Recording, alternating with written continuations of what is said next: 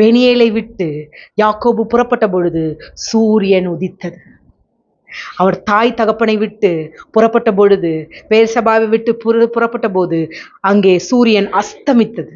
தாய் தகப்பனிலிருந்து செப்பரேட் ஆயிருக்கலாம், தன்னுடைய அப்பா அம்மாவுடைய சத்தத்திலிருந்து செப்பரேட் ஆயிருக்கலாம், உற்றார் உறவினர்களுடைய சத்தத்திலிருந்து செப்பரேட் ஆயிருக்கலாம், ஒரு இல் பொருளோடு ஒரு இகழ்ச்சியின் பெயரோடு அவர் கடந்து வரலாம். ஆனா அங்கே அஸ்தமித்த இடத்தில் தேவனுடைய சத்தம் உதயமாகிறது, தேவனுடைய தரிசனம் பேர்சபாவிலே உதயமாகிறது. அப்பொழுது ஆண்டவர் சொல்றாரு, நான் உன்னை விட்டு போக மாட்டேன், நான் உன்னோடு கூட இருந்து செய்யற காரியம் வரையும் உன்னை கைப்பிடிச்சு நடத்துறேன்னு சொல்றாரு.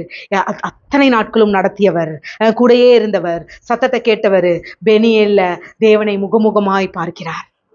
தேவனை முகமுகமாய் பார்த்த பொழுது, நான் தேவனை முகமுகமாய் பார்த்து நான் சாகலையே அப்படின்னு சொல்லி தான் அந்த இடத்துக்கு என்ன பண்றாரு, பெனியேல் என்று பெயரிடுகிறார். இப்போ அவருடைய முகப்பிரகாசம் யார்கிட்ட வந்துருச்சு? யாக்கோபிடம் வந்தது. அப்போ யாக்கோபு பெனியேலை விட்டு புறப்பட்ட பொழுது சூரியன் உதயமானது.